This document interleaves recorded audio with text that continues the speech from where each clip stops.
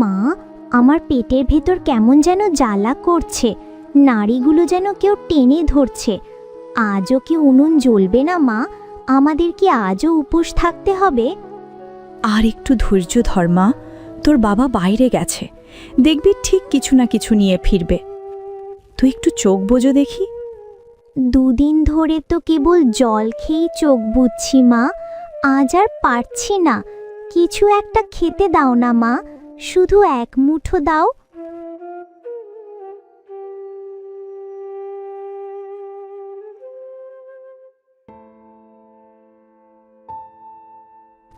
ওগো, কিছু জুটলো? মেয়েটার অবস্থা দেখো, খিদের জ্বালায় কথা বলতে পারছে না, একটু খাবার চাইছে। কপাল মালতী, সবই কপাল। আজ সূর্য ওঠার আগেই গিয়েছিলাম মুখার্জি বাড়ির আঙিনায়। ভেবেছিলাম অন্তত আজকের দিনটার জন্য কোনো কাজ পাবো। তারপর কি হলো? ওনারা তো প্রতিবার তোমাকেই ডাকেন, কোনো কাজ দিল না? না মালতী, বড়বাবু সরাসরি বলে দিলেন, রমেশ, এখন আর আগের দিন নেই। শহর থেকে ট্র্যাক্টর এসেছে। যে জমি চাষ করতে তোমাদের 5 দিন লাগতো, সেই জমি এখন কয়েক ঘন্টায় চাষ হয়ে যায়। শুধু শুধু তোমাদের মজুরি দিয়ে লোকসান করার দরকার কি? ট্র্যাক্টর?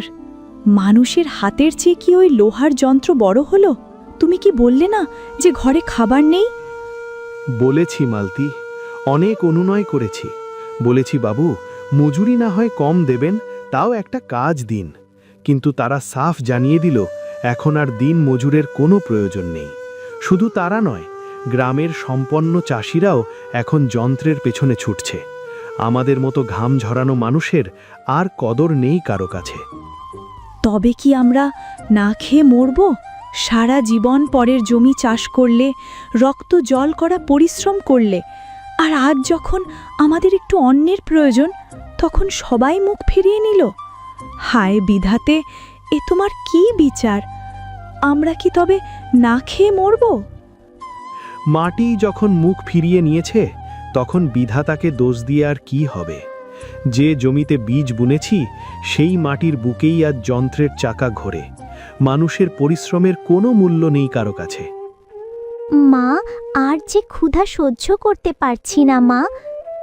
দেখো মালতী, এই হাত দুটো কত শক্ত, অথচ আজ নিজের মেয়েকে এক মুঠো ভাত দেওয়ার ক্ষমতাও এই হাতের নেই। এই ব্যর্থতা আমাকে কুড়ে কুড়ে খাচ্ছে। আমি এক অপারগ বাবা, যে মেয়ের মুখে খাবার দিতে পারি না।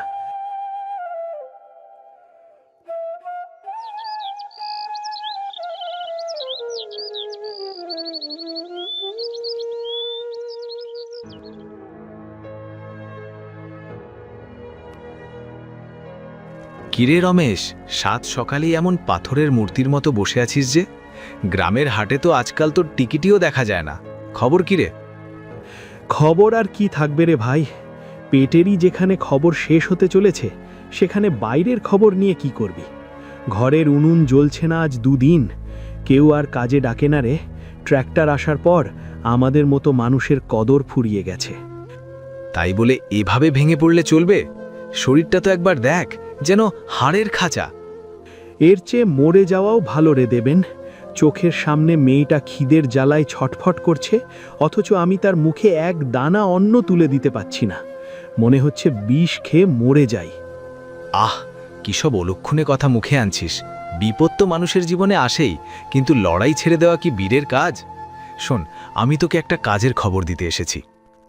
কি কাজ দেবেন? বল বল, তাড়াতাড়ি বল।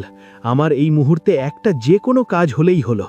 অন্তত বউ মেয়ের মুখে খাবার দিতে পারাটাই আমার এখন সবচেয়ে বড় দায়িত্ব। শোন, এখন বসন্তকাল, সুন্দরবনের গভীরে এখন মৌচাকগুলো মধুতে টইটম্বুর। আমি ঠিক করেছি এবার মধু সংগ্রহ করতে বনে যাব। তুই চল না আমার সাথে। একবার যদি কটা দিন খেটে কয়েক কলস খাঁটি মধু জোগাড় করতে পারি, তবে বাজারে তার চড়া দাম পাব। আমাদের দুজনেরই কপাল ফিরে যাবে রে। সুন্দরবন বলিস কি দেবেন? ও তো জমের দুয়ার। ওদিকে বন বিবি যেমন কৃপা করেন, তেমনি দক্ষিণ রায়েও তো ওত পেতে থাকে। আমি তো কোনোদিন বনের ধারে কাছেও যাইনি। যদি বাঘের পেটে যাই, তবে আমার এই অনাথ পরিবারটার কি হবে? না দেবেন ভাই, ওসব বনের কথা মুখে এনো না।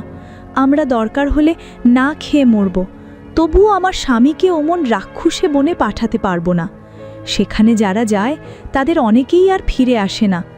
অভাবে থাকলেও মানুষটা সাথে আছে, এইটাই বড় কথা। বৌদি, তোমার ভয় পাওয়াটা স্বাভাবিক, কিন্তু একবার রানীর অবস্থার দিকে তাকিয়ে দেখো। মেয়েটা খিদের জ্বালায় শুকিয়ে কাঠ হয়ে গেছে। না খেয়ে তিল তিল করে মরা আর বাঘের মুখে মরা তফাতটা কোথায়? তাছাড়া রমেশ তো একা যাচ্ছে না, আমি নিজেও ওর সাথে থাকব।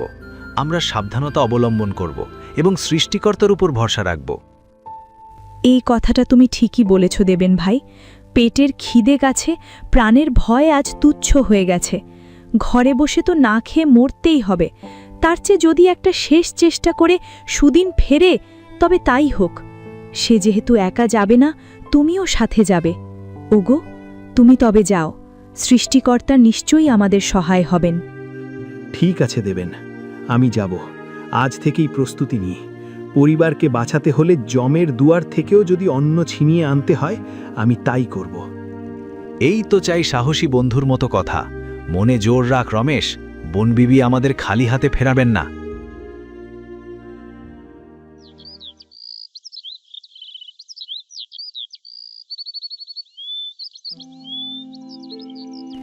মালতী, আমি আসি তবে। এভাবে কাঁদলে তো আমি যেতে পারবো না। মেয়েটার দিকে তাকাও, ও ঘুম থেকে উঠলে বলো যে ওর বাবা ওর জন্য অনেক খাবার আনতে গেছে। আমার খুব ভয় করছে গো, মনে হচ্ছে কোনো এক অজানা অন্ধকার তোমাকে টেনে নিয়ে যাচ্ছে। সাবধানে থেকো, নিজের প্রাণের মায়া করো। পেটের খিদের চেয়ে বড় ভয় আর কিছু নেই মালতী। আশীর্বাদ করো যেন সুস্থ শরীরে ফিরতে পারি। এই তো রমেশ এসে গেছে। চলে আয় ভাই, জোয়ারের টানেই আমাদের রওনা দিতে হবে। কি গো রমেশ, শেষ পর্যন্ত জমের দুয়ারে পা রাখতে রাজি হলে তবে? সুন্দরবন কিন্তু দয়ার সাগর নয়, ওটা হলো বিপদের গুদাম। খুব হুঁশিয়ারি নিয়ে চলতে হবে। কাকা, উপায় নেই, দেওয়ালে পিঠ ঠেকে গেছে। আপনি সাথে আছেন এটাই বাসা। আমি নজর রাখব। আচ্ছা, বাঘের হাত থেকে বাঁচার কোনো উপায় নেই? উপায় একটাই, মন পরিষ্কার রাখা। আর শোনো, বড় মৌচাক দেখে যদি মনে লোভ আসে তবেই বিপদ। বনদেবী তাকেই রক্ষা করেন যে সংযমী। বনের লতাপাতা, জল কাদা সবখানেই বিপদ ওত পেতে থাকে। বিষধর সাপ আর চোরাবালির কথা তো বাদই দিলাম। ভয় পাস না রমেশ, আমরা একে অপরের ছায়া হয়ে থাকব। শিবু কাকা বনের ইশারা বোঝেন, তিনি যেখানে পা ফেলতে বলবেন ঠিক সেখানেই পড়বে। আমাদের শুধু একটু সাহস দরকার। ঠিক বলেছিস দেবেন। খিদের জ্বালায় ছটফট করা বাচ্চার আর্তনাদ যে শুনেছে, তার কাছে বাঘের গর্জনও হয়তো অতটা ভয়ঙ্কর লাগে না। আমার লড়াইটা শুধু বাঘের সাথে নয়, দারিদ্র্যের সাথে। ঠিক বলেছ, তবে মনে রেখো, বনে আমরা মেহমান। প্রকৃতির সাথে লড়াই নয়, বরং তাকে শ্রদ্ধা করে চলতে হয়। সামনেই গহীন অরণ্য শুরু, এখন থেকে আর কেউ জোরে কথা বলবে না। হে গীধাতা, রক্ষা করো। এক বুক আশা নিয়ে আমি পা বাড়িয়েছি, যেন সফল হতে পারি।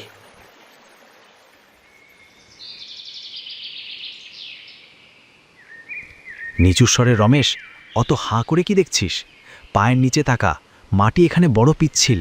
আর কান খাড়া রাখ, বনের নিস্তব্ধতা কিন্তু বিপদের লক্ষণ হতে পারে। জানিস ভাই, আমি ভেবেছিলাম জঙ্গল মানে শুধু ভয় আর হিংসে, কিন্তু এখানে এসে আমার মনের সব ভয় যেন ধুয়ে যাচ্ছে। গ্রামের সেই অভাব, খিদের জ্বালা সবই এখানে কেমন ফিকে হয়ে গেছে। এই গাছের ছায়া যেন পরম মমতায় আমাদের আগলে রেখেছে। ওই দেখ দেবেন, কত শান্ত আর নিষ্পাপ ওরা। ওরা কত ভাগ্যবান। এই বিশাল বন ওদের খাবার দেয়, আশ্রয় দেয়। আমাদের মতো ওদের চিন্তা হয় না।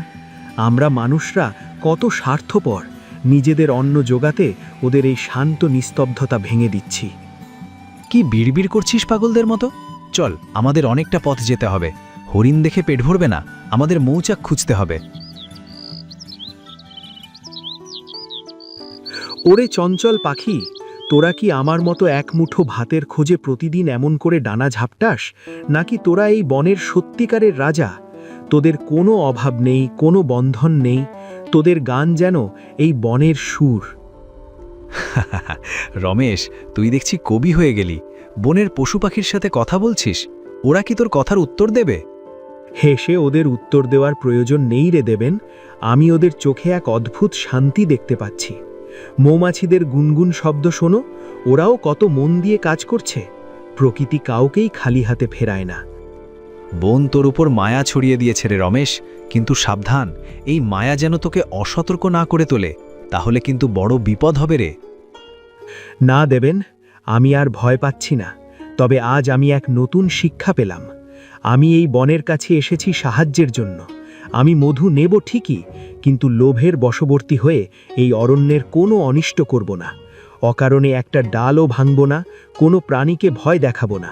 আমি বুঝেছি, আমি শুধু মধু নিতে আসিনি, আমি এসেছি এই প্রকৃতির আশীর্বাদ নিতে।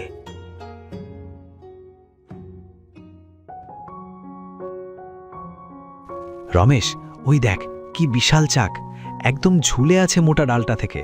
সোনালি রংটা দেখেছিস? মধুতে একেবারে টইটম্বুর হয়ে আছে। ওরে বাবা, এত বড় মৌচাক আমি জীবনে দেখিনি। মৌমাছিদের গুনগুন শব্দে মনে হচ্ছে সারাটা বন যেন গান গাইছে। কি অদ্ভুত সুন্দর দৃশ্য রে দেবেন।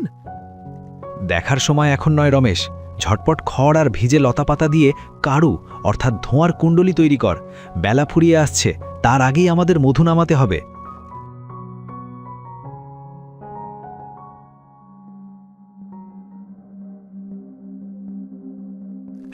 হে মৌমাছিরা, তোমরা দিন-রাত খেটে এই সম্পদ জমিয়েছ। আজ আমি তোমাদের ঘরে হানা দিতে এসেছি, কেবল আমার সন্তানের মুখে অন্ন তুলে দিতে। আমি তোমাদের কোনো ক্ষতি করব না, তোমাদের মেরে ফেলব না। আমাকে তোমরা দয়া করো, ক্ষমা করো। এখন আবার কার সাথে কথা বলছিস? কি করছিস রমেশ? তাড়াতাড়ি গাছে ওঠ। দেবেন, আমি এই অবলা জীবগুলোর কাছে ক্ষমা চেয়ে নিচ্ছি। পাগল হয়ে গেলি নাকি রমেশ? ওগুলো পোকা মাত্র, তাদের কাছে ক্ষমা চাওয়ার কি আছে? চল কাজে হাত দেই, পুরো চাকটা কেটে নামাতে হবে কিন্তু। রমেশ, ওপরের অংশটাও কাট, ওদিকেই বেশি মধু থাকে। একটা ফোঁটাও যেন না থাকে, সব কুড়িয়ে নিয়ে আয়। না দেবেন, ওই ওপরের অংশটা হলো চাকের মাথা। ওখানে ওদের ডিম আর ছোট ছোট বাচ্চাগুলো আছে। ওটা কেটে নিলে এই মৌমাছিগুলো সব শেষ হয়ে যাবে। আমি শুধু মধুটা নেব আর ওদের বংশ রক্ষা করব। তুই তো ভারী অদ্ভুত মানুষ রে। বনের সব নিয়ম কি তুই বদলাবি? সবাই তো পুরোটাই কেটে নেয়। বেশি মধু মানে বেশি টাকা। লোভের বশবর্তী হয়ে আমি প্রকৃতিকে ধ্বংস করতে পারবো না দেবেন। আমরা এই বন থেকে ততটুকুই নেব যতটুকু আমাদের প্রয়োজন। বন আমাদের যেটুকু দিয়েছেন সেটুকুই আমাদের ভাগ্য। পুরোটা নিয়ে নিলে এই মৌমাছিগুলো কোথায় যাবে? পরের বার মধু পাবো কোত্থেকে?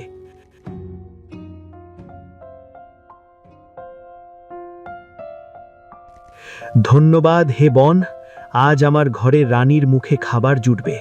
তোমার এই দান আমি চিরকাল মনে রাখব। রমেশ, আজ তোর কাছে হার মানলাম বন্ধু। আমি শুধু মধুটুকুই দেখেছিলাম, কিন্তু তুই জীবনের মূল্যটা দেখালি বন্ধু। তোর মতো মানুষের হাতেই এই বন নিরাপদ।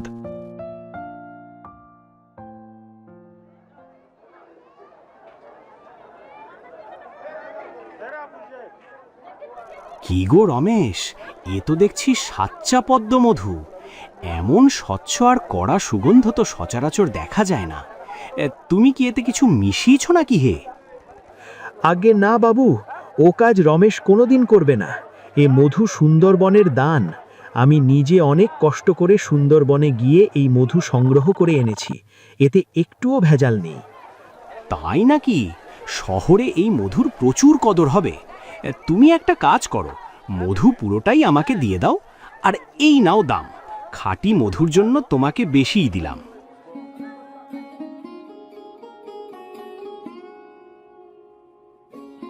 ও দাদা, আমাকে 5 কেজি চাল দাও, সাথে ডাল, তেল আর নুনও দিও।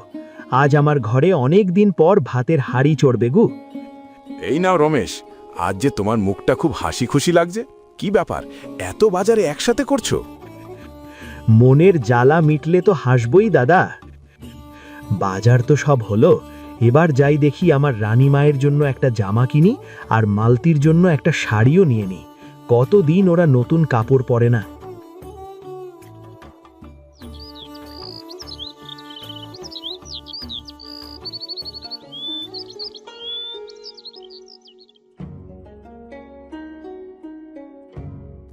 বাবা, বাবা তুমি এসেছো?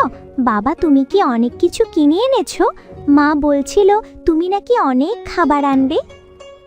হ্যাঁ রে মা, আজ শুধু ভাত নয়, তোর জন্য নতুন জামাও এনেছি। এই দেখ। ও মা, দেখো বাবা আমার জন্য কি সুন্দর জামা এনেছে। তুমি এসেছো? তোমার জন্য যে কত চিন্তায় ছিলাম। এত কিছু আনলে কোত্থেকে? আমার তো বিশ্বাসই হচ্ছে না। বিশ্বাস করো মালতী, বন আমাদের খালি হাতে ফেরাননি গো। বনের সেই সোনালি মধু আজ আমাদের কপাল খুলে দিয়েছে গো। এই নাও তোমার শাড়ি। অনেক দিন তো ছেঁড়া কাপড় সেলাই করে পরেছ, আজ এটা পরে রানীর জন্য ভাত রাঁধো। আমি এখনই উনুন ধরচ্ছি। সত্যি আজ আমাদের ঘরে আনন্দের দিন।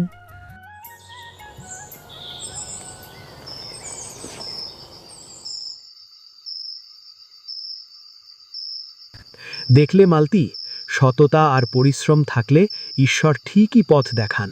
দারিদ্র্যের সেই কালো মেঘ আজ কেটে গেল। তোমাদের মুখে খাবার তুলে দিতে পেরে আমি আজ খুব খুশি। হ্যাঁ গো, আজ মনে হচ্ছে আমাদের ঘরটায় আনন্দ বয়ে যাচ্ছে।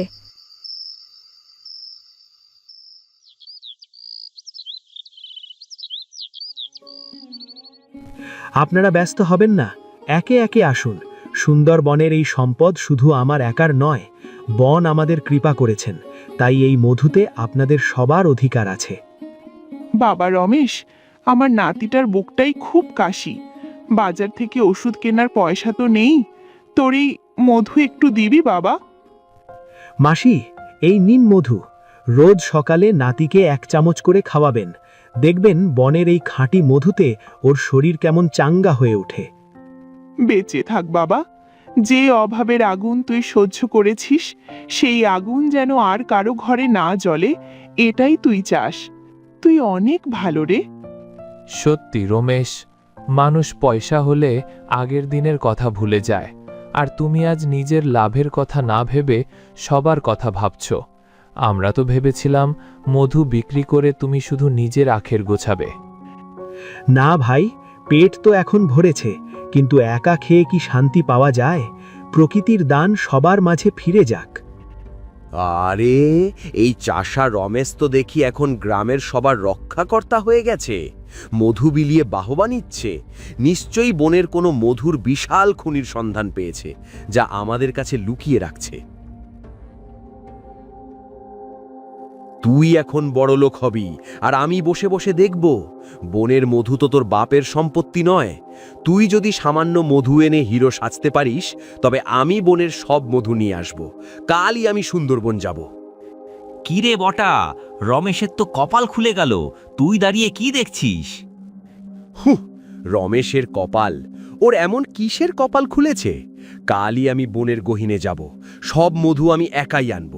ও যদি 1 বালতি আনে, আমি 10 বালতি আনব। তারপর দেখি কার কপাল কেমন হয়।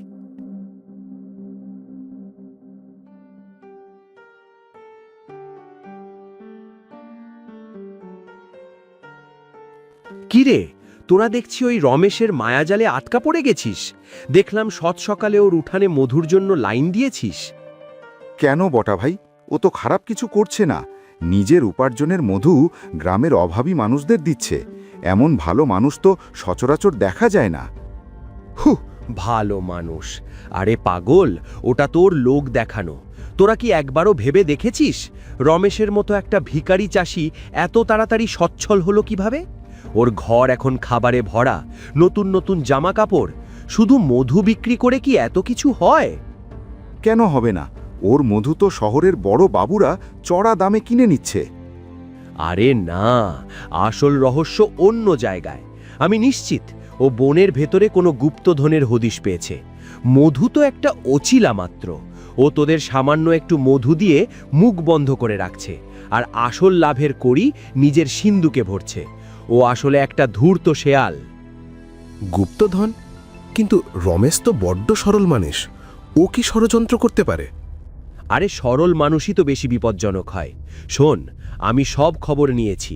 ও সুন্দরবনের এমন একটা গোপন জায়গা চেনে যেখানে রাশি রাশি মধু আর সম্পদ লুকানো আছে। আমি ঠিক করেছি আমি নিজেই এবার মধু সংগ্রহে যাব। তবে আমি ওর মতো ছিচকে চোর নই। আমি যাব বনের একেবারে গভীরে। কিন্তু বটা ভাই, সুন্দরবন তো খুব বিপজ্জনক। রমেশ বলছিল বনের বাঘ আর সাপ খুব ভয়ঙ্কর। ও তো অনেক নিয়মকানুন মেনে বনের প্রতি শ্রদ্ধা রেখে সেখানে গেছে। নিয়ম কানুন? ওসব ভীতু আর দুর্বল মানুষের কথা। বনের বাপ ভাল্লুক আমার লাঠির এক ঘায়ে কুপকাত হবে। আমি মধু নেব আর প্রয়োজনে গাছ কেটে সাফ করে দেব। আমি যদি একবার বস্তা ভরে মধু নিয়ে আসতে পারি, তবে দেখবি এই গ্রামের লোক আর রমেশের নামও মুখে নেবে না। অতিরিক্ত লোভ কিন্তু ভালো না বটা ভাই, প্রকৃতি তো কারো ধার ধারে না। লোভ নয়, এটা আমার বীরত্ব। রমেশ যতটুকু মধু আনে আমি তার 10 গুণ নিয়ে আসব। সম্পদ যার হাতের মুঠোয় তারই সম্মান। দেখে নিস তোরা, রমেশের এই সাধুগিরি আমি ধুলোয় মিশিয়ে দেব।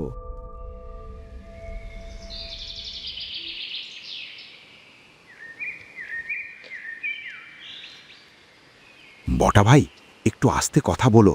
রমেশদা বলেছিল বনে জোরে শব্দ করলে নাকি বিপদ হয়, পশু পাখিরা বিরক্ত হলে।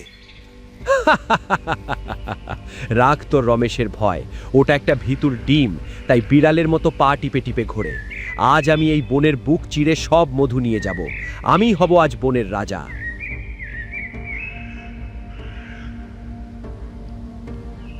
এ কি করছো বটা ভাই? এত বড় আগুন কেন? সব মৌমাছি যে পুড়ে মরছে। মৌমাছিদের এভাবে শেষ না করলে শান্তিতে কাজ করা যাবে না। এই পোকাগুলো মরলে কার কি ক্ষতি? আমার চাই মধু, আর তা আমি সবটুকু নেব। বটা ভাই, কাজটা ভালো হচ্ছে না। তোরা হলো ভীরু, যা পারিস বস্তায় ভর। আমি আজ এক ফোঁটা মধুও রেখে যাব না। বন কারোর একার নয়, যার গায়ের জোর আছে সেই সব পাবে। ওরে বাপরে, ওই তো বাঘের গর্জন। কেষ্ট পালা, বাঘ আসছে। বটা ভাই নেমে এসো, সব ফেলে পালাও। আর একটু, আর এক কলস হলেই রমেশের গোষ্ঠীর মুখে চুনকালি মাখিয়ে দেব। বাঘ আমায় কি করবে? আমার হাতে কাটারি আছে।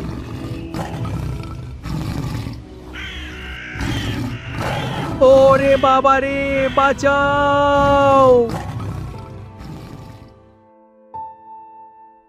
তোদের এই দশা কেন? বটা কোথায়? সে কি এখনো বনেই আছে? বটা ভাই আর কোনোদিন ফিরবে না গো। তাকে বাঘে খেয়েছে। আমরা নিজের চোখে দেখলাম ওই রাক্ষুসে বাঘটা বটা ভাইয়ের ওপর ঝাঁপিয়ে পড়ল। আমরা প্রাণ ভয়ে পালিয়ে এসেছি। কি বলছিস? বটা তো বলেছিল ও বাঘকে ভয় পায় না, ও নাকি অনেক মধু নিয়ে আসবে। আহা, এমনটা না হলেই ভালো হতো। বটাকে আমি কতবার বারণ করেছিলাম, কিন্তু ওর মনে কেবল ছিল আমাকে হারিয়ে দেবার নেশা। রমেশ ভাই, আজ আমরা বুঝলাম কেন তুমি বনের প্রতি এত শ্রদ্ধা দেখাতে। আমরা তো ভাবতাম তুমি ভীতু, তাই নিয়ম মেনে চলতে। কিন্তু বটার এই পরিণতি বুঝিয়ে দিল প্রকৃতিকে তুচ্ছ করার ফল কি ভয়ঙ্কর হতে পারে।